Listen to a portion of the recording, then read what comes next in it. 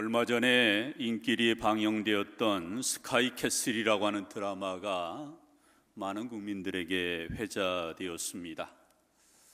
이 드라마에서 예서의 아빠로 등장하는 정준호 씨와 예서의 할머니로 등장하는 정애리 씨의 그 대사 내용 가운데 우리에게 큰 의미를 주는 것 같아서 제가 이 드라마를 보고 캡처를 해서 영상을 준비했는데 한번 보셨으면 좋겠습니다.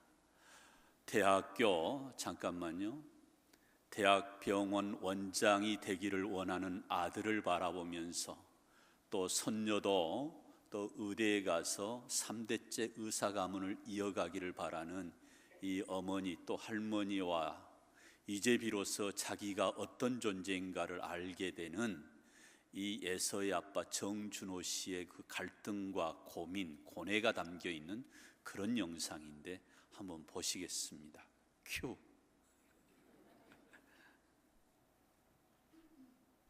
서울대 못 간다고 죽어?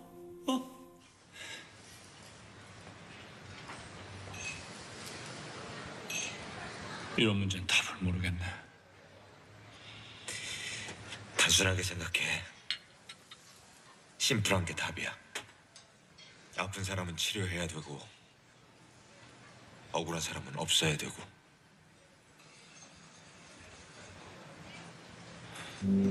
손에 쥐고 있는 건 놓기가 어렵겠지. 하지만 인생 길어. 코앞만 보지 말고 10년, 20년을 내다봐. 대학? 내가 보기에 그거 아무것도 아니다. 뿌린 대로 거둔다는 말처럼 맞는 말도 없더라.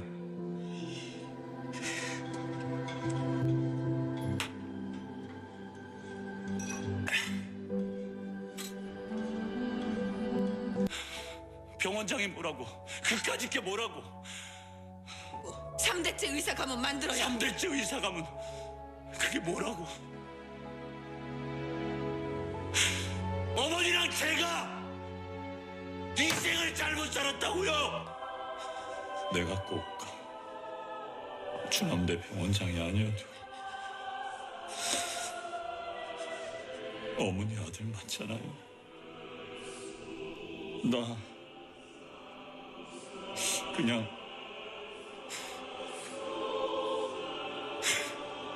엄마 아들이면 안 돼요? 욕심내려면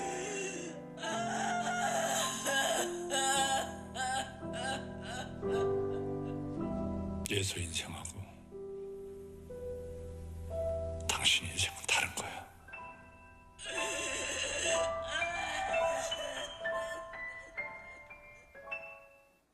We are lying, tell you the truth. Sometimes we 여기까지 보겠습니다. 이 드라마가 오늘 이 시대에 우리 자녀들을 키운 부모님의 그 자화상을 이렇게 잘 드러내 주었다 해서 많은 사람들에게 회자가 되고 또 많은 사람들의 인기를 누리게 되었던 드라마입니다. 자기 딸 몰랐어요. 그런데 과거 사귀었던 연인으로부터 자기 딸인 것을 알게 되고 그 딸이 죽게 되고 정작 자기 딸이 죽어가는 그 현장 속에서 아빠로서의 역할이 전혀 없었던 자기 자신을 보면서 병원 원장 되고자 하는 그 일념으로 여기까지 달려왔던 자기 인생을 들여다보면서 이제 비로소 자기를 찾아가는 이 아빠의 이 고뇌가 담겨 있는 영상의 모습이에요. 어찌 보면 자기가 누구인지 그 정체성을 잃어버리고 살다가 비로소 딸의 죽음 앞에서 자기를 찾아가게 되는 그런 드라마의 한 부분이라고 저는 그렇게 해석하고 싶습니다. 이 남자 배우가 이렇게 얘기합니다. 내가 병원 원장이 아니어도 어머니 아들이 맞잖아요. 나 그냥 엄마 아들이면 안 돼요? 라는 이 대목이 굉장히 저는 뭉클해서 정말 이게 오늘 이 시대에 우리의 많은 사람들의 모습이 아닌가 하는 생각을 가져봅니다.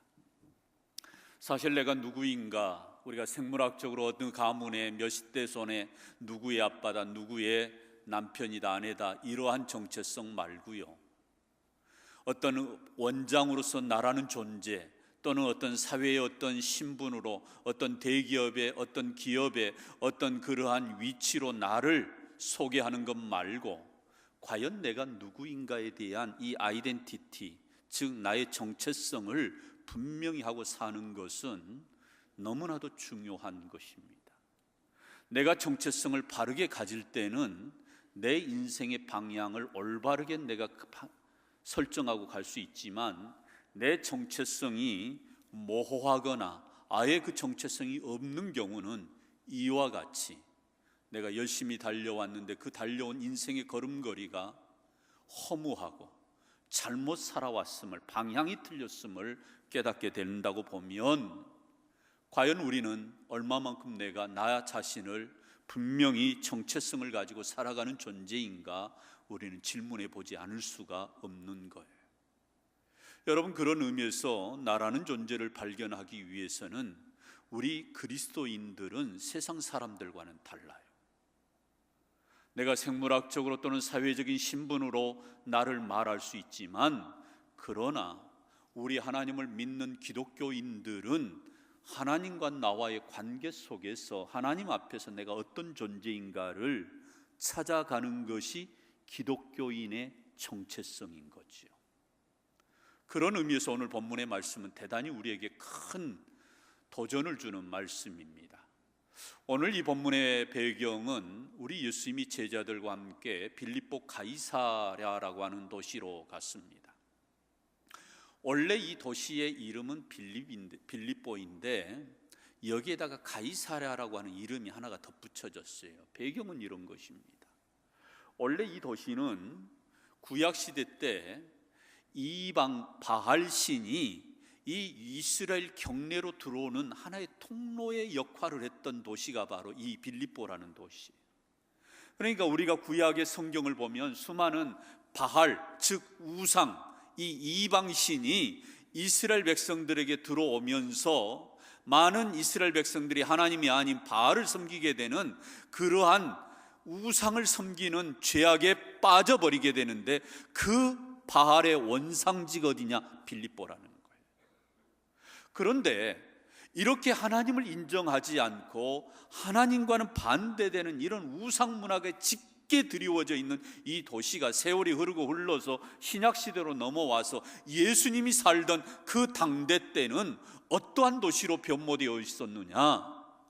로마가 그 당시 유럽의 전역을 통치하고 있을 때 이 유대라고 하는 나라를 로마 황제로부터 고난을 받아가지고, 그래서 이 유대 땅을 다스리는 왕이 누구였느냐? 우리가 잘 아는 헤롯 대왕이었어요.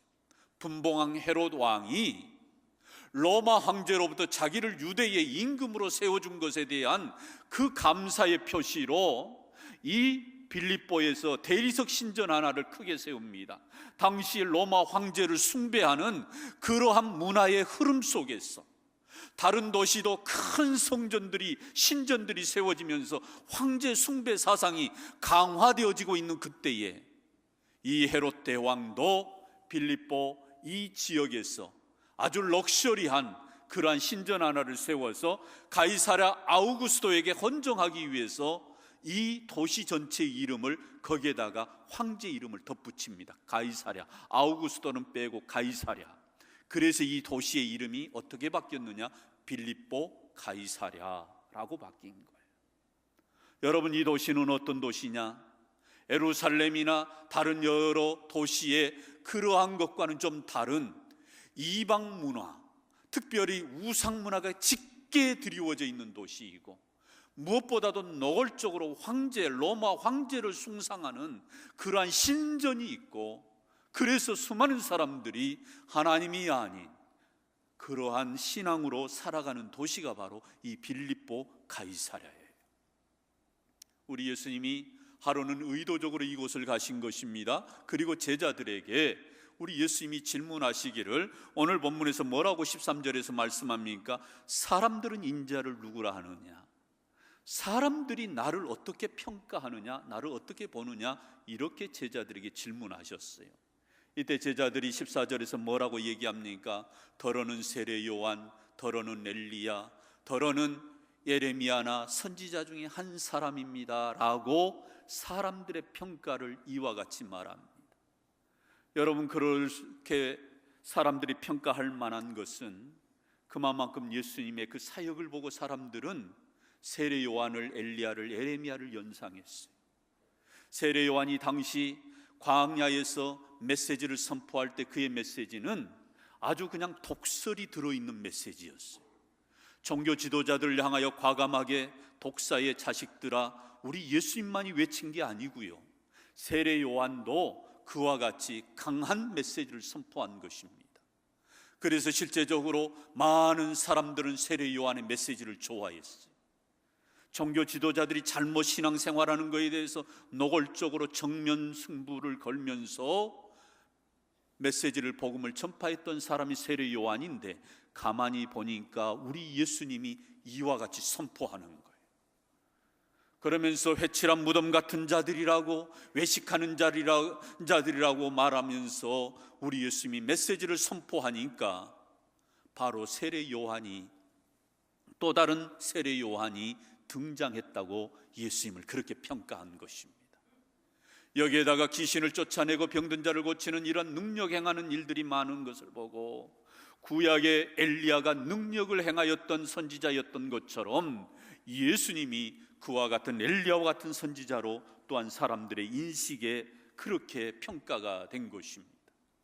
또한 우리 예수님이 어떤 때는 수많은 연약한 자, 가난한 사람, 고아, 과부, 그리고 어린아이들, 못 배운 사람, 마이너리티의 변방에 사는 그런 사람들을 가까이 하면서 온유하고 온정이 있는 모습으로 그들에게 다가가는 이 예수님을 바라보고 구약의 이와 같이 선지자의 사명을 감당했던 눈물의 선지자 예레미야로 그들은 예수님을 평가한 거예요.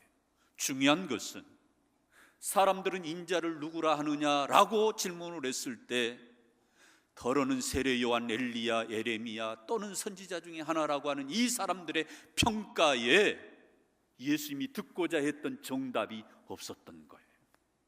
그래서 우리 예수님이 제자들을 향하여 그렇다면 너희들은 나를 누구라 하느냐라고 우리 예수님이 제자들에게 질문합니다.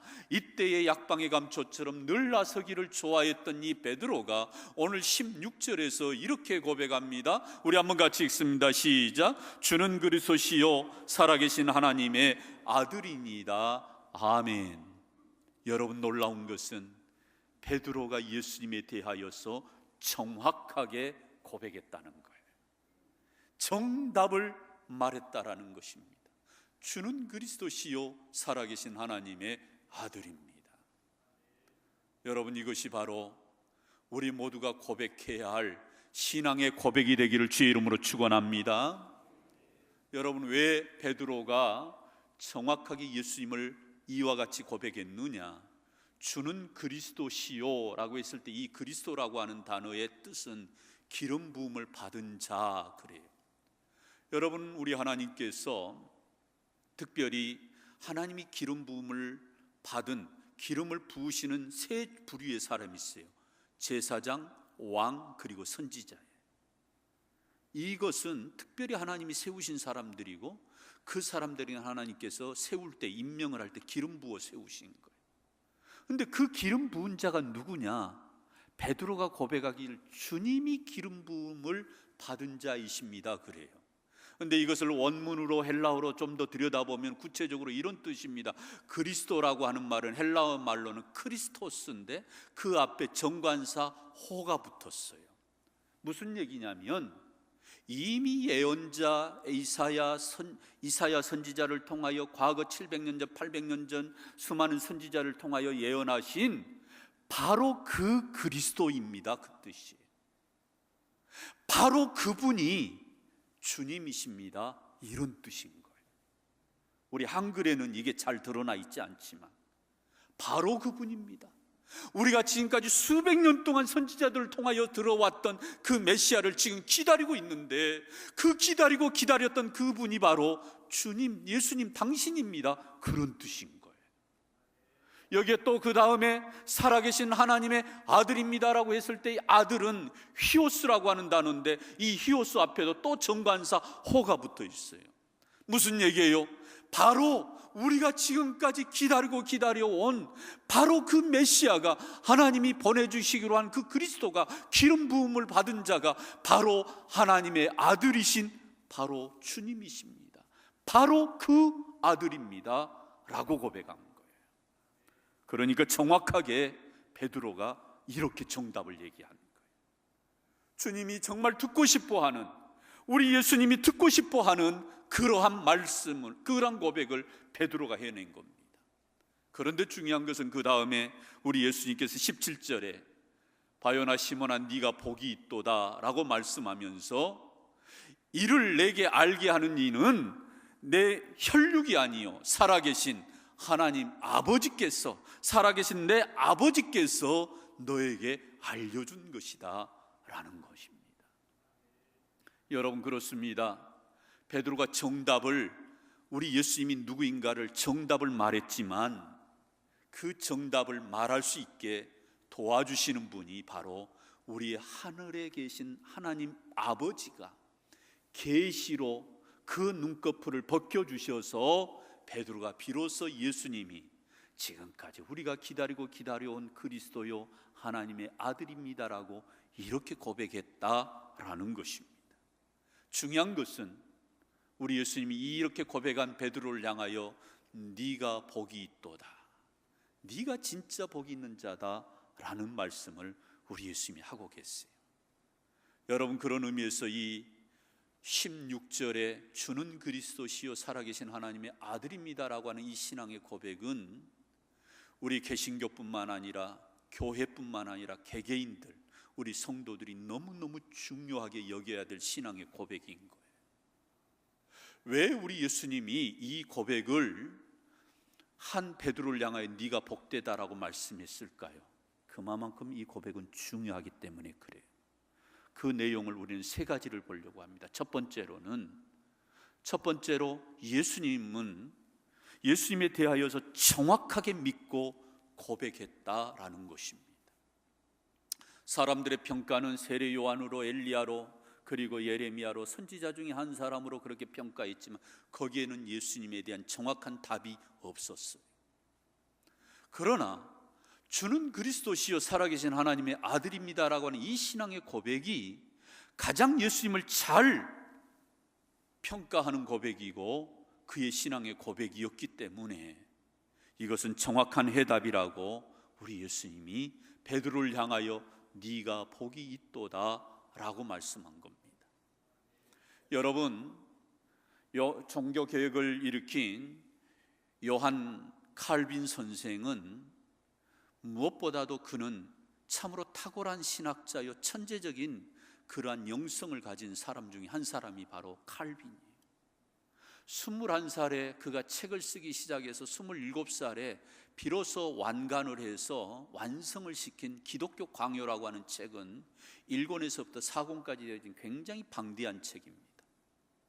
이것을 우리가 지금 보아도 30년, 50년 신학교에서 가르치는 교수가 쓴 책이라고 해도 쉽지 않을 만큼 어려우면서도, 그러면서도 또 수많은 성경 전체를 꿰뚫어서 교리적으로 체계화시켜 놓은 책인데, 이게 무려 쓴지 중세시대 1500년대 쓰여진 책이 지금까지 신학교에서 또 신학교 교수들이, 학생들이 신앙의 교과서로 쓰는 책이 바로 이 기독교 강요예요.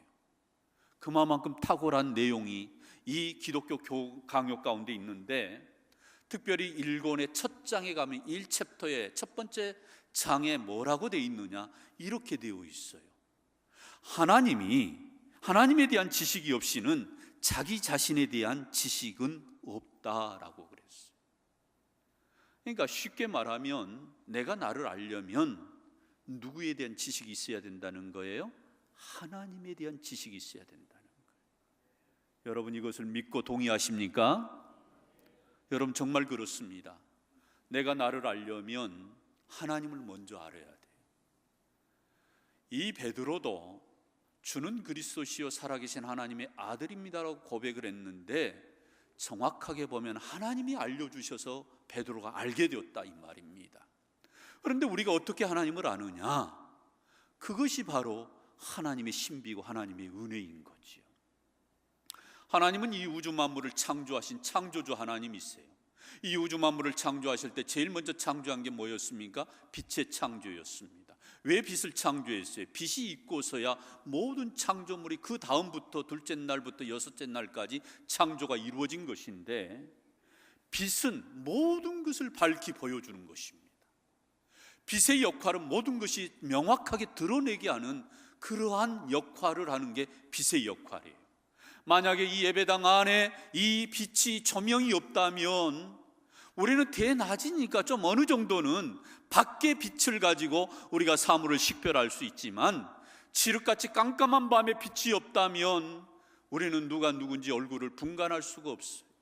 사물을 우리는 분간할 수가 없습니다. 그만큼 빛은 모든 사물을 명확하게 볼 수 있도록 우리에게 빛으로 조명해 주시는 거예요. 다시 말하면 영적인 세계를 우리에게 알려주시는 중요한 역할을 하시는 것이 바로 예수 그리스도라는 거예요. 그래서 요한복음 1장 7절 이하의 8절에 보면 우리 예수님이 이 땅에 참빛으로 세상에 왔나니 그래요. 왜 예수님을 참빛으로 그렇게 비유했습니까? 예수님은 이 땅에 오심 그 자체가 하나님을 드러내고 하나님을 보여주기 위해서 이 땅에 오셨다라는 거지요. 보이지 않는 영적인 하나님을 우리에게 보여주시는 분, 보이지 않는 영적인 저 천국에 대하여서 우리에게 보여주시고 확신을 주시는 분이 바로 우리 예수님이라는 거예요. 그래서 우리 예수님은 우리에게 빛으로 오신 것입니다. 그래서 그 예수님이 우리로 하여금 하나님을 온전히 믿을 수 있도록, 그래서 칼빈은 하나님을 아는 지식이 있고서야 비로소 내가 누구인지를 알게 된다는 거예요. 여러분 그렇습니다. 창조주 하나님을 우리가 비로소 알고서야 내가 그분에 의해서 창조되어졌을 때 내 존재의 이유를 알게 되고 내 인생의 방향을 비로소 찾을 수 있는 것이고, 그리고 내가 어떠한 존재인가를 깨닫게 되는 것이 바로 이 하나님을 알고 난 다음부터 온전하게 나를 알아간다는 거예요. 그래서 칼빈은 그렇게 말합니다. 하나님을 아는 것과 내가 나를 아는 것은 서로 연관되어 있다.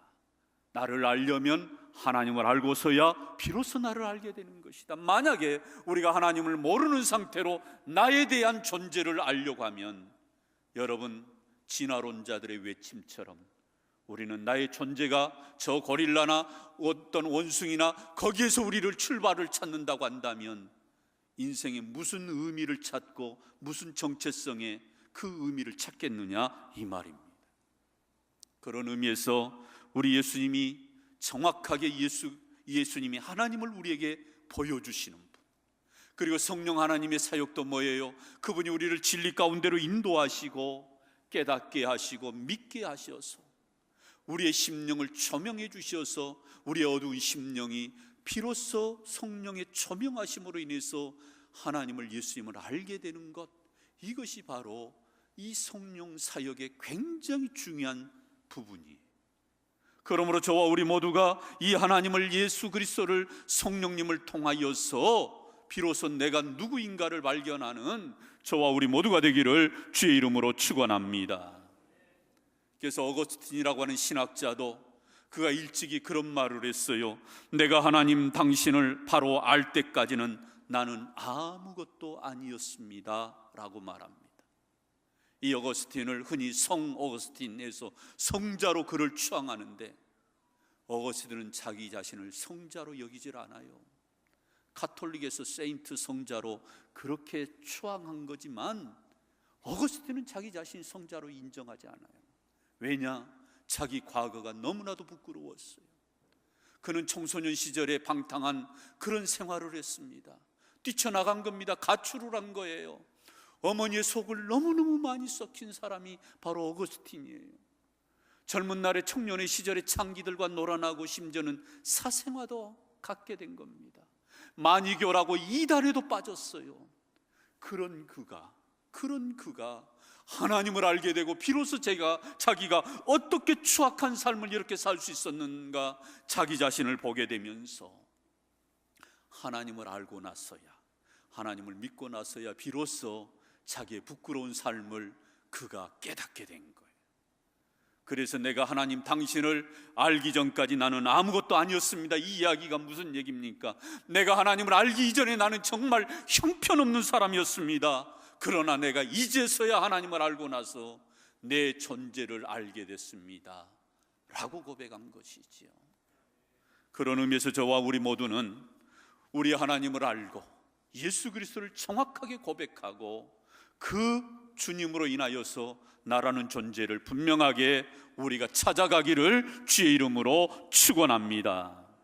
두 번째로 우리 예수님은 베드로의 신앙의 고백 위에 주는 그리스도시요 살아계신 하나님의 아들입니다라는 이 신앙의 고백 위에 교회를 세우시겠다고 약속하신 거예요.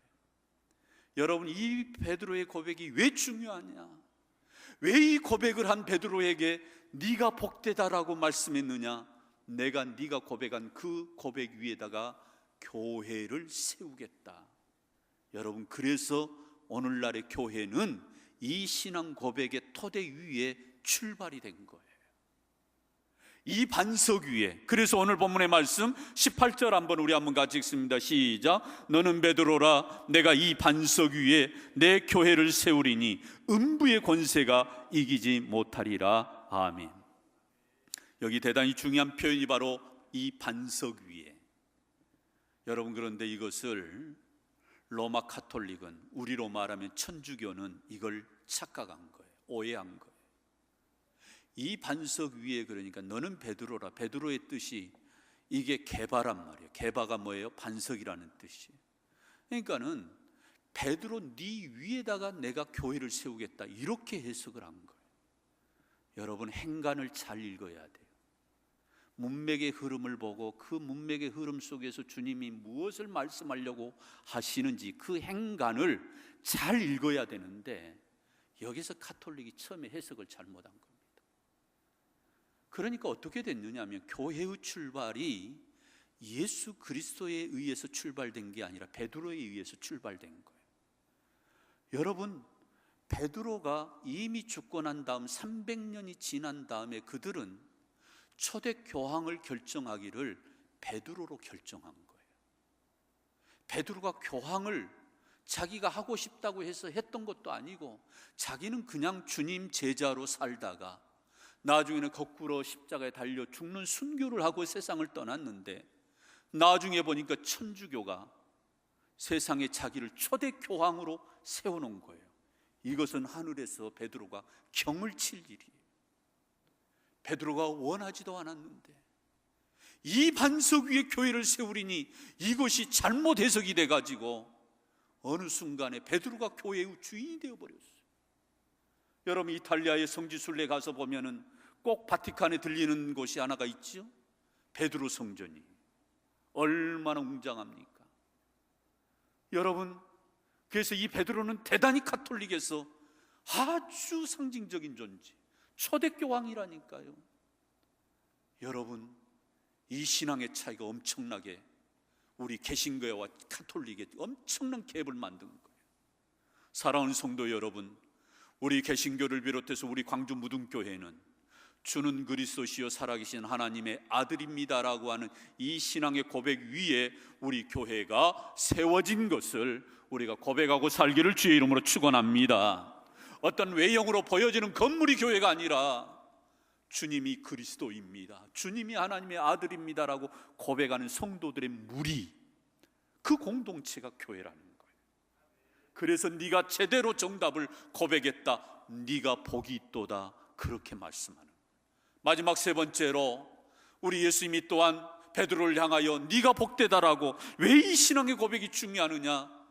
예수님은 이 고백 위에 세운 교회 위에 천국 열쇠를 주시겠다고 약속을 했어요. 오늘 보면 19절을 우리 한번 같이 읽습니다. 19절입니다. 시작. 내가 천국 열쇠를 내게 주리니 내가 땅에서 무엇이든지 매면 하늘에서도 매일 것이요 내가 땅에서 무엇이든지 풀면 하늘에서도 풀리리라. 아멘. 이 고백을 하는 사람들에게, 교회에게 뭘 주셨다고요? 천국 열쇠를 주셨다는 거예요. 이건 엄청난 하나님의 축복이고 권세입니다. 여러분, 왜 교회가 세상의 어떤 기관과 다른 것이냐? 천국 열쇠를 교회가 가졌어요. 땅에서 풀면 하늘에서도 풀려지고 땅에서 매면 하늘에서도 매어지는 이 엄청난 권세를 교회에게 주고, 이 신앙의 고백으로 주는 그리스도시요 살아계신 하나님의 아들입니다, 이 신앙의 고백으로 모이는 성도들에게 우리 하나님이 주시는 권세가 바로 천국 열쇠예요. 우리가 그래서 이 예배가 의미가 있는 거예요. 내가 하나님 앞에 나와서 하나님 앞에 예배하며 하나님 앞에 찬양하고 하나님 앞에 기도하는 것이 의미가 있는 것은, 내가 이 땅에서 매면 하늘에서도 매어지고 이 땅에서 풀면 하늘에서도 풀려지는 이 천국 열쇠를 우리에게 주셨음을 우리 모두가 믿고 고백하면서 늘 주의 성전에 올라오기를 주의 이름으로 축원합니다. 만약에 베드로에게 이 고백이 주어졌다면 여러분, 천국 열쇠는 교황에게 주어진 것입니다. 그러면 그때마다 교황이 바뀔 때마다 이 교황에서 물러나면 그 다음에 교황이 세워지면 천국 열쇠가 이 사람에게서 이 교황으로 넘어가고 또 다시 어떤 교황에게 넘어가고, 그런 게 아니에요.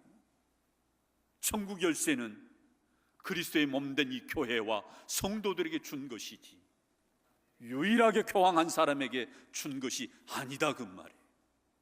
근데 가톨릭은 교황이 천국 열쇠를 가졌기 때문에 그들은 말하기를 교황은 무오하다, 교황이 무엇을 주장을 해요.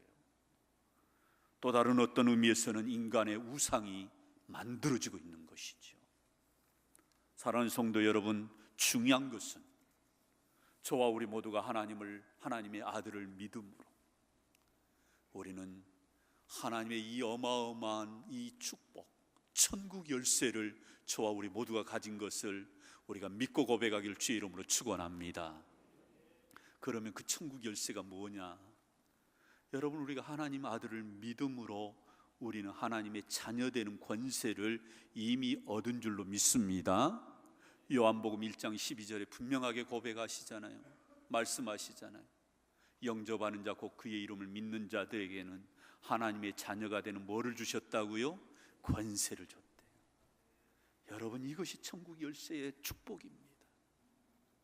또 우리가 예수 그리스도가 하나님의 아들이심을 믿을 때에 우리가 구원함을 얻고 영생을 얻게 되고 저 하나님의 나라를 상속을 받은 것이라면 우리는 이미 이 천국 열쇠를 통하여서 우리가 이 은혜를 우리가 입은 줄로 믿습니다. 여러분, 진짜 기적이 뭐예요?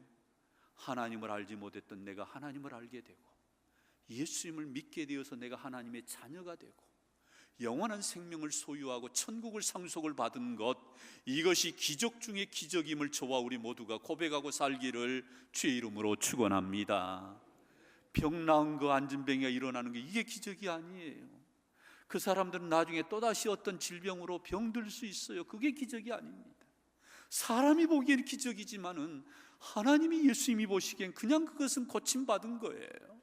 진짜 기적은 내가 하나님 아들을 믿음으로, 예수 그리스도를 믿음으로 저와 우리 모두가 하나님의 자녀가 되고, 그리고 그 권세를 누리게 되고, 그리고 영원한 생명을 소유했다면 이것이 가장 내 인생의 가장 큰 기적임을 저와 우리 모두가 믿고 고백하고 살기를 주의 이름으로 축복합니다. 존 뉴턴이라고 하는 목사님은 과거 자기의 삶은 너무너무 형편이 없는 삶이었어요. 너무나도 열악한 환경 가운데 그는 어떻게 하다가 영국 해적선을 탔는데, 그 해적선은 다름 아닌 노예 상인들이 그와 같이 움직이는 그런 배였어요. 거기서 열심히 일을 하고, 그래서 나름대로 일하는데 가만히 보니까 멀쩡한 사람들 잡아다가 노예로 팔아버리는 이 노예 상인들의 그 일에 자기가 가담한 거예요. 어느 날 그는 또 거기서 열심히 일을 하다가 자기가 거기에서 인정받아가지고 그 배의 선장이 됩니다. 그래서 아프리카의 멀쩡한 젊은이들 잡아다가 노예로 팔아서 그는 그렇게 자기의 인생의 풍요함을 누리고 살았던 사람이에요. 그런 그가 결혼하면서 또 아내를 통하여서 주님을 알게 되고, 비로소 자기 자신이 얼마나 추악하고 형편없는 인생을 살고 있는가를 깨닫게 된 것입니다. 그래서 그는 남모르게 성경을 보게 되고, 그리고 이제 드디어 그 모든 추악한 삶을 살 것을 그걸 다 청산하고 그리고 신학하기로 마음을 먹습니다. 그리고 하나님의 은혜가 너무 놀라워서 늘 하나님이 자기를 구원하여 주신 것이 너무 감격스러워서 그래서 그가 작시한 그 찬송가의 시가 어메이징 그리스, 나 같은 죄인 살리신 주 은혜 놀라와 305장을 그래서 그가 작시한 거예요. 나중에 그는 일평생 자기가 지었던 노예로 수많은 사람들을 팔아넘겼던 자기 그 추악한 삶을 회개하면서 목회하면서 그는 살았던 사람인데, 나중에 그가 이제 서서히 죽음이 임박해 올 때 자기 자신이 신앙 고백한 것입니다. 내가 저 천국에 가면 놀랄 것이 3가지가 있다는 거예요. 첫 번째로는 내가 전혀 예상하지 못한 사람이 그 천국에 와 있는 것을 보고 놀라고, 두 번째로는 또 당연히 천국에 와 있을 줄 알았던 그 사람이 천국에서 안 보이는 것을 보고 놀랄 것이고, 마지막 3번째로는 무엇보다도 나 같은 사람이 천국에서 발견될 것을 보고 나는 내가 놀라게 될 것이다. 할렐루야. 사랑하는 성도 여러분, 우리가 예수님을 믿는 것 그 자체가 그냥 예수님 믿습니다가 아니라 예수 그리스도를 믿음으로 내 존재 자체가 달라진다라는 거예요. 비로소 나라는 존재를 알게 되는 거지요. 저는 무엇보다도 안 믿는 사람들의 그 틈바구니 속에서, 세상 문화 속에서, 빌립보 가이사랴라고 하는 그 이방 신들의 문화 속에서 우리 주님이 질문하였던 것처럼 저 세상의 틈바구니 속에서 주는 그리스도시요 살아계신 하나님의 아들입니다라고 저와 우리 모두는 당당하게 고백하고 살기를 주의 이름으로 축원합니다. 이 신앙 고백 가지고 사는 것이 우리 그리스도인이에요. 내가 하나님의 아들을 믿을 때에 내가 하나님의 자녀되는 권세를 받았고 영원한 생명을 소유하게 되었고 천국을 상속을 받은 것이라고 한다면, 이것이 진정한 나의 정체성이라고 한다면, 저와 우리 모두가 이 신앙의 고백 가지고 일평생 우리가 좌로나 우로나 치우침이 없는 그러한 믿음의 길을 걸어가는 주의 백성들 되기를 주의 이름으로 축원합니다. 축원합니다. 은혜로우신 아버지 하나님 감사합니다. 우리 모두가 우리의 세상 속에서 하나님에 대한, 예수 그리스도에 대한 분명한 신앙의 고백을 가지고 우리가 살아가는 주의 권속들 되게 하여 주시옵소서. 예수님을 제대로 고백할 때 내가 누구인가 우리의 정체성을 아버지는 분명히 하고 살아가는 주의 백성들 되게 하여 주시옵소서. 예수님 이름으로 기도드리옵나이다. 아멘. 잠깐